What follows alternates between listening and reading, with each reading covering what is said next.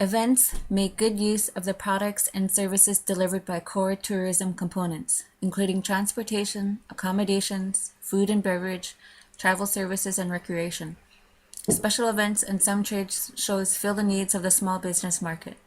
Every community, no matter how small, holds events such as fairs, festivals, or sporting events. All bring new visitors to their town and may bring local and national recognition.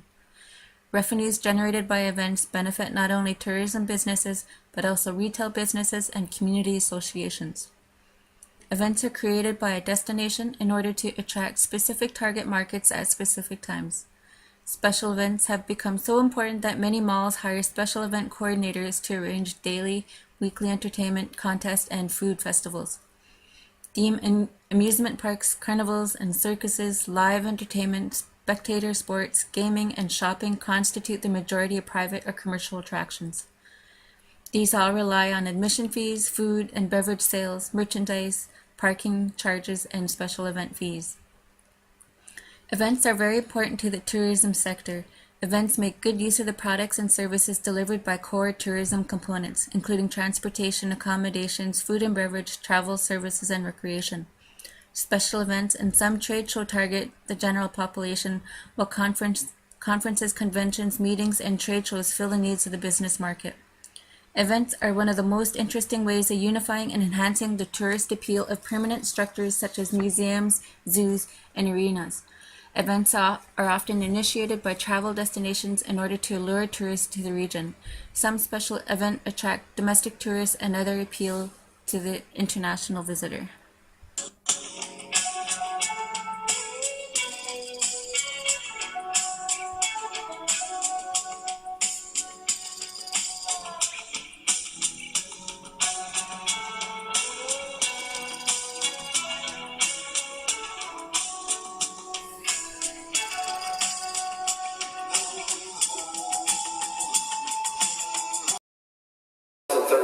Has been a huge success. We are seeing an increase in visitors, annual visitor spending, and the range of cultural events is almost second to none. We have hosted world-class events, as everybody can remember this year with the Super Bowl, and throughout the entire year, it has just been a banner year for this metropolitan area. The world has taken notice.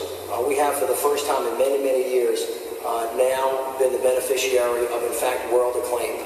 Because as many people say, we not only punch above our weight, we punch way above our weight. And I want to just take a moment to thank all of the men and women that are part of this incredible industry that provides such an incredible number of jobs for the people of the area. We've had over 400 festivals, events, parades, and markets in the first half of 2013. We had over 5 million visitors.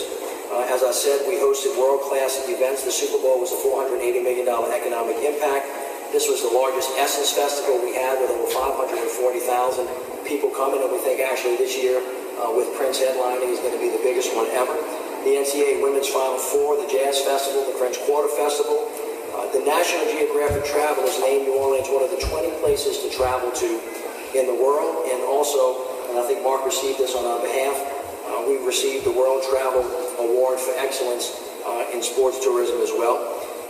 On the cultural economy piece, we had another banner year as it relates to films. You can go to any theater right now in the city of New Orleans and see a number of films that were actually shot here. 12 Years a Slave, Dallas Buyers Club, The Butler, Dawn, The Planet of the Apes. And so one of the reasons that happens is because this organization behind us and the people they represent actually do the hard work. They do the back of the house side of what it takes. And one of the things that has occurred is we have had a complete overhaul of the permitting, licensing, processing for special events. We are, in fact, a place where it's easy to do business. We have also worked hard in creating the kinds of jobs that are necessary to keep the economy strong. And everybody knows that our unemployment rate is lower than the national average. And the city of New Orleans stands, again, uniquely positioned to be a world leader in tourism and in travel.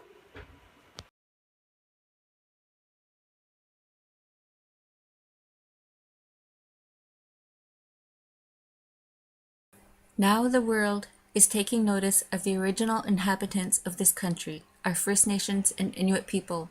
This has helped promote a keen interest in their arts, history, and religions.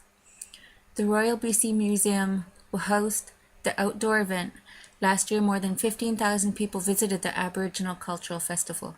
The festival is an excellent experience for locals and visitors to enjoy. Cultural tourism represents an area of significant economic benefit to museums and heritage sites. Challenging economic times in particular require cultural and heritage facilities to explore ways and means to increase attendance and self-generated revenues and to control operating expenses. Doing so requires them to look carefully at their operating policies and practices to focus on issues such as customer service, partnerships, and packaging opportunities, and to be open to entrepreneurial approaches while continuing to meet their heritage preservation and education mandates. It was found that there was 4 principal attributes that consumers use to describe a special event. These being the number of attendees, the international attention due to the event, the improvement to the image and pride of the host region as a result of the hosting the event, and the exciting experience associated with the event.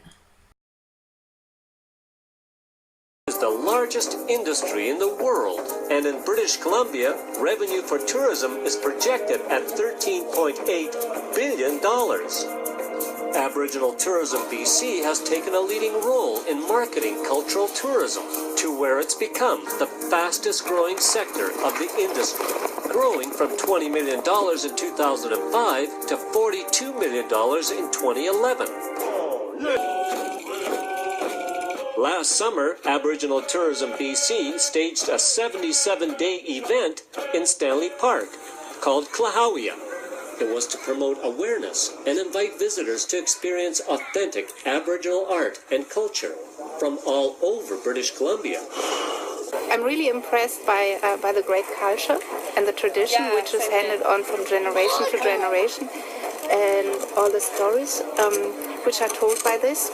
It's like a big connection to the country here, which I'm learning through him, and it really touches my heart.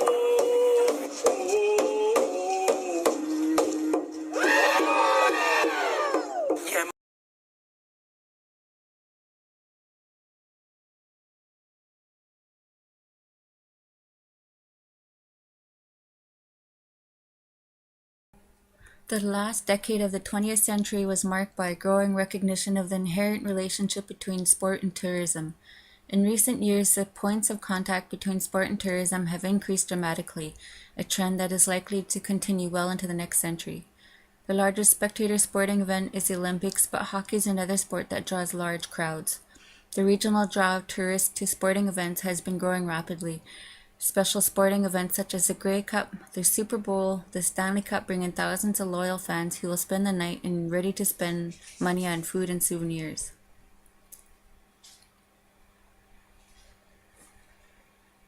All components of tourism benefit during special events. Downtown hotels are completely sold out and restaurants are booked to capacity.